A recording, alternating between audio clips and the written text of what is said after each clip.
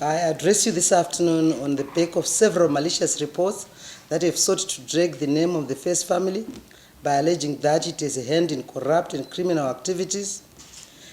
Let me say these malicious reports that seek to link the President, His Excellency, Comrade E.D. Mnangagwa and his family to corrupt individuals are by no means a coincidence.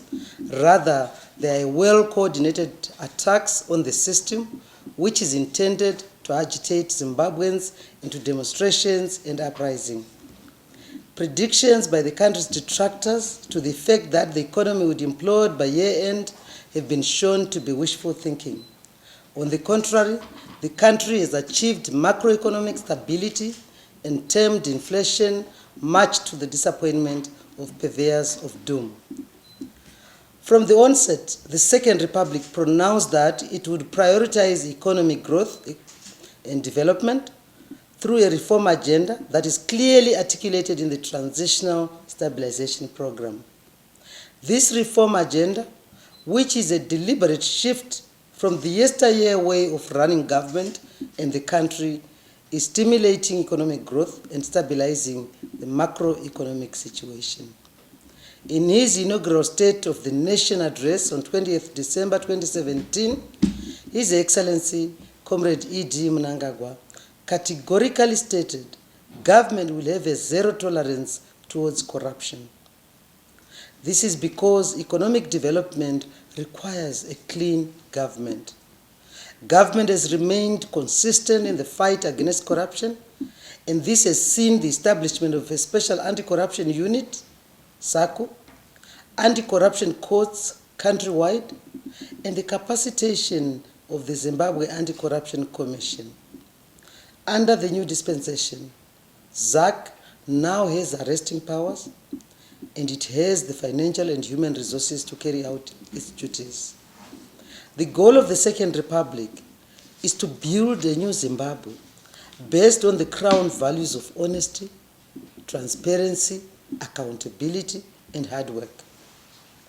Measures continue to be taken to vigorously ensure that any and all criminal activities that prejudice the nation are stamped out. Such measures have resulted in the arrest and prosecution of several senior government officials, and this is a testimony to His Excellency Comrade E.D. Mnangagwa's stance that there are no sacred cows in the fight against corruption. Prior to the new dispensation, corruption had spread unchecked, negatively affecting the social and moral fabric of the nation, as rent-seeking behaviors raised the cost of doing business and posed hardships for the unconnected majority who constitute the generality of the public. This criminality gave rise to persons in the public and private sector accruing wealth, and I mean both in the private and public sector, accruing wealth corruptly at the expense of the nation at large.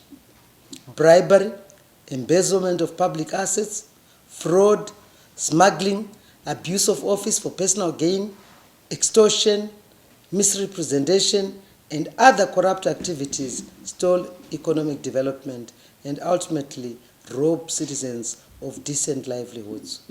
As such, on individual cases of corruption, every case will be investigated and punished in accordance with the dictates of our laws without fear or favor. The goal of the Second Republic is to grow the economy transparently and to foster the spirit of hard work among our citizens. It is against this background that government will never allow its structures to be havens of malcontents and criminals, nor will government turn a blind eye to those who seek to escape the wheels of justice through lies that they are connected in one way or the other to the first family or other senior government officials.